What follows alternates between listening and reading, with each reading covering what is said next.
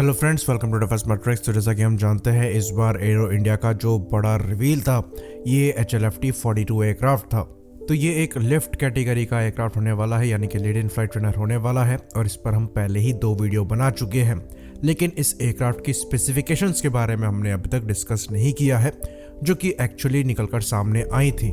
तो इस वीडियो में हम इस एयरक्राफ्ट की स्पेसिफिकेशंस को डिस्कस करेंगे, साथ ही साथ इसकी कैपेबिलिटीज को जानने की कोशिश करेंगे। साथ में हम ये भी डिस्कस करेंगे कि ये किन एयरक्राफ्ट से कंपेयर किया जा सकता है कैपेबिलिटी वाइज।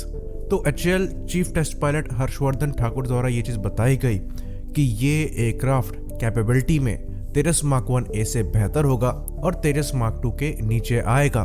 बाकी इस एयरक्राफ्ट की डेवलपमेंट टाइमलाइन की बात करें तो अभी तक ये स्पेसिफिक नहीं है।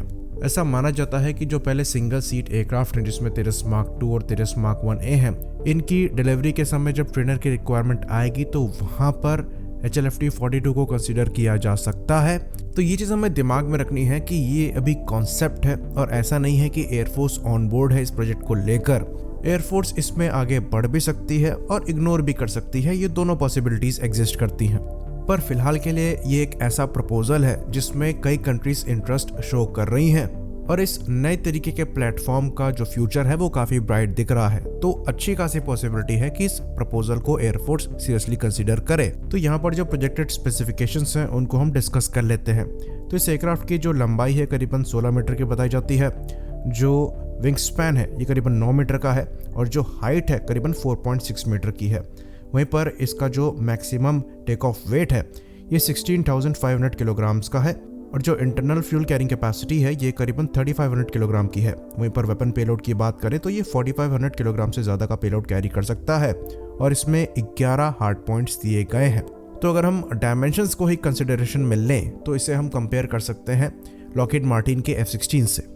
और काफ़ी हद तक जो कॉन्फ़िगरेशन में चीज़ें दी गई हैं वो F-16 की कॉन्फ़िगरेशन से मेल खाती हैं। यहाँ तक कि जो इंटरनल फ्यूल कैरिंग कैपेसिटी है F-16 की ये 3,200 किलोग्राम्स की बताई जाती है।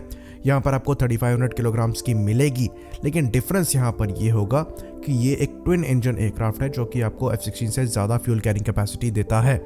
वहीं पर जो F-16 का सिंगल सीट वर्जन है ये आपको 3,200 किलोग्राम्स की internal fuel carrying capacity provide कराता है। तो एक तरीके से ये ट्विन सीटर एयरक्राफ्ट होने के बाद भी आपको F-16 की एंड्योरेंस प्रोवाइड करा देगा। इंजन की बात करें तो भी इस चीज़ को लेकर चीज़ें डिसाइड नहीं करी गई हैं, पर पहले हमें लग रहा था कि जनरल इलेक्ट्रिक के F404 इंजन को यूज़ किया जाएगा जो कि LCA तेजस में यूज़ किए जाते हैं। पर डायमेंशन को देखकर ऐसा लगता है कि अगर F404 को यूज़ किया जाएगा तो ये एयरक्राफ्ट काफ़ी अंडर पार हो जाएगा। तो क्योंकि ये एयरक्राफ्ट F-16 की कैटेगरी का है तो इंजन भी उसी कैटेगरी का होना चाहिए। तो अगर यहाँ पर जनरल इलेक्ट्रिक का F414 ही यूज़ किया जाता है तब भी उसका EPE वर्जन होना चाहिए जो कि 116 किलो न्यूटन का थ्रस्ट पैदा करने में सक्षम है। लेकिन वो कम से कम वाला मामला है। अगर आपको actual thrust to weight ratio 1 के ऊपर रखना है तो इंजन 130 किलो न्यूटन के ऊपर थ्रस्ट पैदा करने में सक्षम होना चाहिए, जैसा कि F-16 का general electric F110 engine produce करता है। तो ये इंजन वाला पार्ट जो है ये थोड़ा ट्रिकी है। यहाँ पर ये चीज़ भी ज़रूर होगी कि F-16 के कंपैरिजन में जो HLFT-42 है ये ज़्यादा लाइट वेट होगा, क्योंकि कंपोजिट मटेरियल की मात्रा यहाँ पर ज़्यादा होगी। तो थोड़ा कम पावर वाला इंजन भी better thrust to weight ratio provide कराने में सक्षम होगा।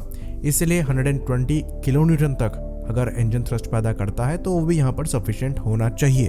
और ये हमारा गोल होना चाहिए इंडिजिनस इंजन से, जो कि 110 किलो न्यूटन क्लास की कैटेगरी में इंजन बनाया जा रहा है। तो इस एयरक्राफ्ट से एक्सपेक्टेशंस काफ़ी हैं, although maximum take off weight F-16 के कंपैरिजन में यहाँ पर कम है, क्योंकि जो वेपन पेलोड कैपेसिटी है ये भी F-16 के कंपैरिजन में थोड़ी कम रहेगी, क्योंकि ये एक लिफ्ट कैटेगरी का फाइटर है जिसका प्राइमरी रोल कॉम्बैट नहीं है। बाकी दूसरी चीज़ों की बात करें तो यहाँ पर एक IRST सेंसर होगा, यानी कि infrared search and track sensor होगा, जैसा कि तेजस मार्क 2 और AMCA के लिए बनाया जा रहा है।